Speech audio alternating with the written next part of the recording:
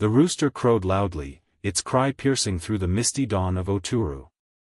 The small town stirred to life, its rhythm as steady as the heartbeat of the African savanna.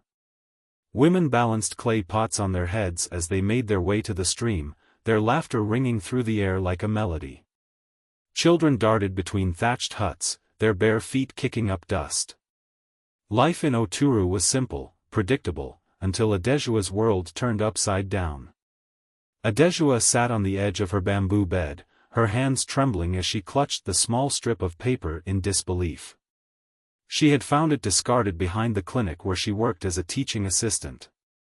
The nurse had explained how it worked: 2 lines meant one thing, and 1 line meant another. Adesua had no reason to think it would matter to her, until she saw the faint double line staring back at her now. "I am pregnant," she whispered, her voice barely audible over the morning buzz outside. The words felt foreign, impossible. Her thoughts raced, colliding like a storm in her mind. How could this be? Adesua was certain of one thing: she had never been with a man. Not once. And yet, her body seemed to be saying otherwise. Her door creaked open, and her younger sister, Folake, peeked in. "Auntie Sua, Mama says you should come help with the pap," she called, referring to the steaming cornmeal porridge they sold in the market every morning.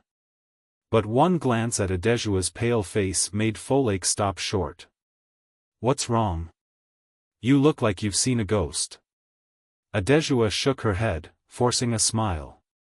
"It's nothing," she said, folding the test into her wrapper. "I'll be out in a minute." But it wasn't nothing. It was the start of a nightmare. Later that evening, Adesua sat beneath the mango tree in their compound, waiting for Tund, her fiancé. The weight of her secret bore down on her, and she could barely breathe. Tund was the pride of Oturu, handsome, educated, and set to take over his father's pharmacy business. Their engagement had been celebrated with dancing, drumming, and blessings from the elders. But now, she feared what her news might do to their love. "Tund," she began when he arrived, her voice trembling. "I need to tell you something." "What is it, Sua?" he asked, his face soft with affection. He reached for her hand, but she pulled away. I think I'm pregnant." The words hung in the air like thunderclouds. For a moment, Tund said nothing, his face frozen in shock. Then his expression darkened. "Pregnant," he repeated, his voice rising. "How can you be pregnant?" "We haven't," he stopped himself, his eyes narrowing. "Unless—" "Adesua, have you been with someone else?" "No." Adesua cried, tears streaming down her face. "I swear to you, I haven't. I don't know how this happened. I don't understand it myself." Tund's laugh was bitter. "You expect me to believe that? What do you think I am, a fool?" He stood, his voice loud enough to draw curious glances from passers-by. "You've disgraced me, Sua. This engagement is over." "No, Tund, please." Adesua begged, clutching at his arm. But he shook her off and walked away, leaving her sobbing beneath the mango tree as whispers spread among the neighbors. That night, Adesua sat in her room, staring at the wall. Her family's disappointment was palpable: her mother had refused to speak to her, and her father had stormed off in anger. Her future, once so bright, now seemed shattered. But even in her despair, Adesua whispered a prayer. "Great Creator, if you can hear me, show me what to do. Help me understand why this is happening." In the stillness, a faint breeze stirred the air, carrying the scent of the flowers outside. Though she didn't know it yet, this was the beginning of a journey that would change not only her life but the lives of many others. Sometimes, life's challenges seem unfair and incomprehensible, but they often lead to greater purpose. Perseverance and faith in difficult times can open doors to unexpected blessings. The town square in Oturu buzzed with the usual afternoon chaos. Traders shouted over one another, enticing buyers to their stalls of yams, peppers, and plantains. Children chased each other with sticks, their laughter cutting through the air. But all of this came to an abrupt halt when Tund marched into the square, his voice loud and commanding, drawing the attention of everyone around. "I have something to say," he announced, standing near Mama Ibuka's akara stall, his voice firm and full of anger. The traders paused, their eyes narrowing as they sensed the promise of drama. Adesua stood frozen, just steps behind him, clutching her wrapper tightly.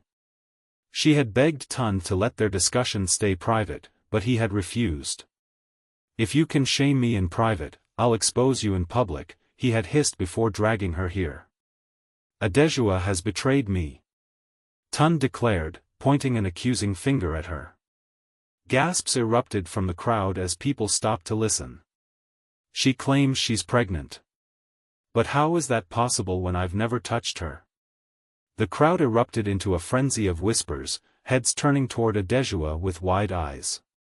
"She betrayed Tund," someone muttered. "Pregnant?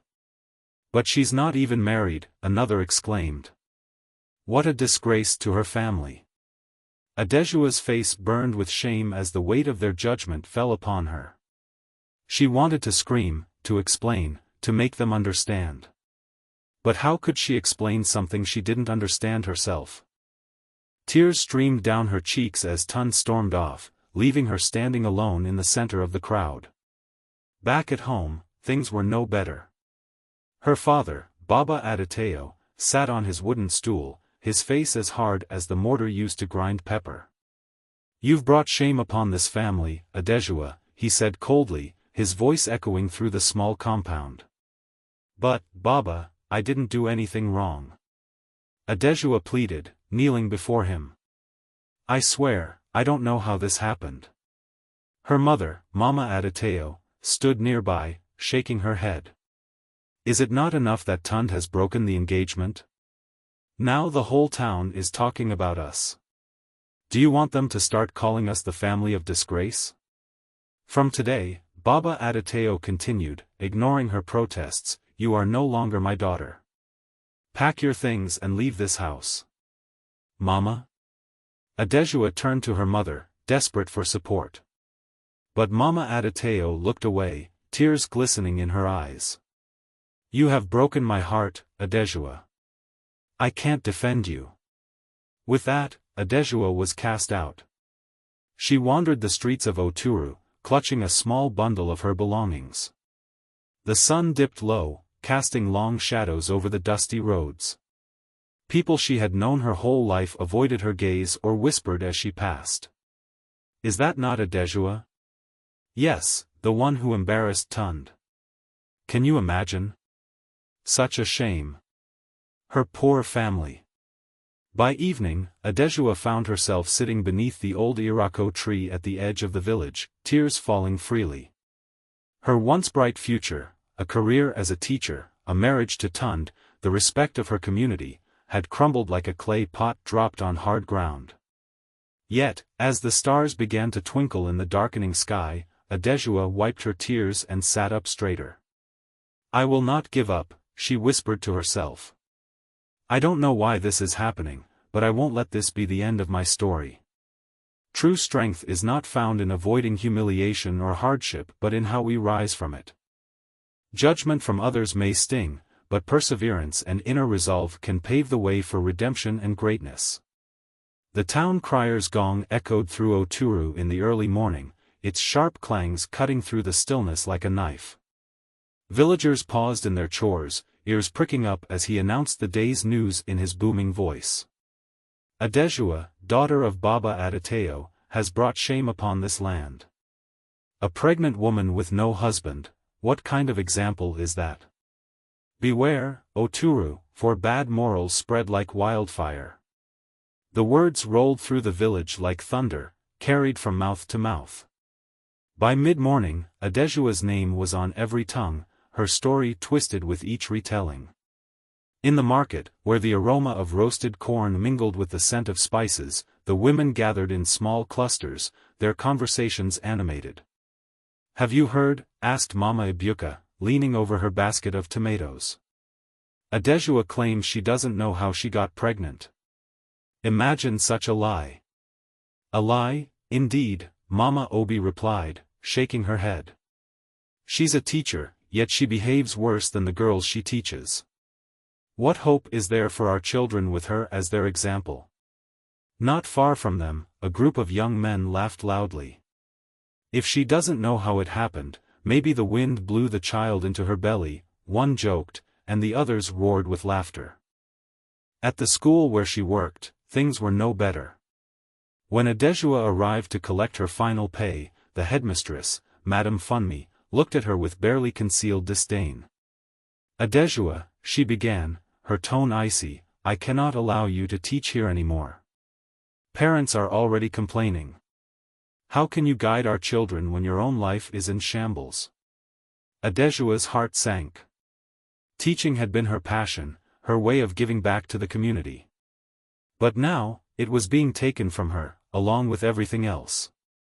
As she walked through the schoolyard one last time, she overheard a group of students whispering. Isn't that Miss Adesua? One of them asked. Yes, another replied, snickering. Mama said she's carrying a devil's child. Do you think it's true? A younger one asked, her voice trembling. Who cares? The older boy said. She's no good. The words cut deeper than any knife. Adesua turned away quickly, tears welling in her eyes. That night, as the stars blinked in the sky, Adesua sat outside the abandoned house where she had taken refuge. She clutched her knees to her chest, staring into the distance. Her once bright world now seemed cloaked in darkness, every path closed to her. But as she gazed at the heavens, she remembered a proverb her grandmother used to say, even in the deepest night, the stars still shine. I may be alone now, she whispered to herself, her voice steadying, but I won't give up. The Creator sees my heart, even if no one else does. Gossip and judgment can destroy lives, but true strength lies in holding on to one's integrity and self-worth. Kindness and understanding can transform the world, but it must begin with us. The air was heavy in Oturu, as if the sky itself knew trouble was brewing. In the Grand Council Hall, Chief Adekunle sat in his high-backed chair, drumming his fingers on the polished wood of the table. His face was a mask of determination, but behind his small, round glasses, his eyes gleamed with ambition. This girl, he said, his voice sharp, this Adesua, is a stain on our town's reputation. Her actions threaten the very foundation of morality in Oturu. Around him, the council members nodded, though uneasily. Most of them had known Adesua since she was a child. She had always been kind, respectful, and hard-working. But Chief Adekunle's power was vast, and no one dared to challenge him. We cannot allow such disgrace to go unpunished, the chief continued, rising to his feet. The youth of Oturu are watching. If we let this go, what message are we sending? That immorality is acceptable? No. We must make an example of her. But, Chief, one councilman ventured cautiously, Adesua hasn't committed a crime. She has corrupted the minds of the young. Chief Adekunle interrupted, slamming his hand on the table. Do you not see how the story of her so-called miraculous pregnancy is spreading? People are starting to question our laws, our traditions. If we don't act, Oturu will fall into chaos. The room fell silent. Chief Adekunle's words, exaggerated as they were, struck a chord with the council members. After a tense pause, the chief issued his decree. Arrest her. Let the people see that no one is above the values of this town. By evening, the town crier's gong was heard again, and his voice boomed through the streets. By the order of Chief Adekunle, Mayor of Oturu, Adesua Adeteo is hereby declared an enemy of public decency. She is to be arrested and brought before the council for questioning. Adesua, who had been quietly gathering firewood at the outskirts of the village, heard the announcement and froze. Her heart raced as the crier's words echoed in her mind. Enemy of public decency? Arrested?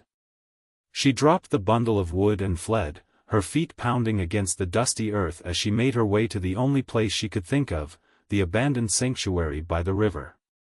Back in the square, Chief Adesua addressed the gathering crowd.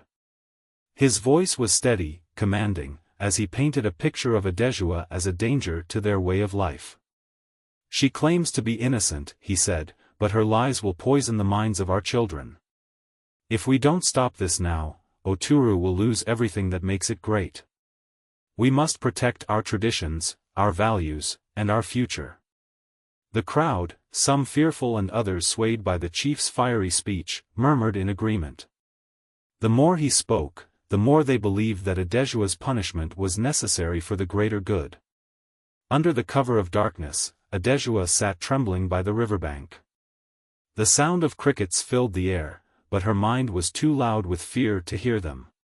"What have I done to deserve this?" she thought. "I've hurt no one, yet they all hate me." Suddenly, a rustle in the bushes made her jump. "Who's there?" she whispered, her voice quivering. A man stepped out, a tall figure with a calm, steady gaze. His face was unfamiliar, but there was something reassuring in his presence. "My name is Damelaire," he said softly. "I heard what they're doing to you. I'm here to help." Adesua stared at him, unsure whether to trust him. "Why would you help me? You don't even know me." Damelaire smiled faintly. "Because I know what it's like to be hunted for no reason. And because I believe you." For the first time in days, Adesua felt a glimmer of hope. She didn't know who this stranger was or why he had come, but in that moment, she chose to believe him. "Come with me," Damelaire said, extending his hand. "We need to get you somewhere safe." As Adesua took his hand, she felt a spark of courage reignite within her. Whatever lay ahead, she would face it, not alone, but with someone who believed in her. True leadership protects the vulnerable and seeks justice, not power or control. Standing with those who are unfairly judged is an act of courage that can change lives. The early morning sun spilled across the dusty streets of Oturu, casting long shadows as the town's marketplace came alive. But this was no ordinary day. The air was thick with tension, and every corner seemed to whisper of the same thing, Adesua's arrest. A small crowd gathered outside Baba Adeteo's compound. The council guards, dressed in red and gold uniforms, stood sternly with their spears in hand. Their leader, a burly man with a scar running down his cheek, bellowed, "Adesua Adeteo, step forward. By the order of Chief Adesua, you are under arrest." Inside the compound, Adesua trembled as her knees buckled beneath her. She clutched the frame of the window, peering out at the angry crowd and guards. Her heart raced, and every breath felt heavier than the last. "Adesua," the guard shouted again. "Come out peacefully, or we will drag you out." The murmurs of the onlookers grew louder. Some whispered in pity, others in scorn. "She brought this upon herself," one woman said. "I heard she refused to confess her sins," added another. But amidst the crowd, a tall, calm figure observed quietly.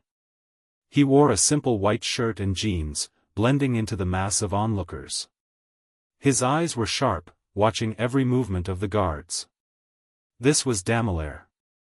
As the guards prepared to force their way inside, a sudden shout came from the edge of the crowd. "Wait!" Damelaire's voice cut through the noise, steady and commanding. All eyes turned to him as he stepped forward, his tall frame towering over most of the villagers. "Who are you?" barked the guard leader. "My name is Damelaire," he said, his voice calm but firm. "I'm a human rights activist, and I have reason to believe this arrest is unjust." The guards exchanged skeptical glances. The leader sneered, "This is none of your business. Stand aside."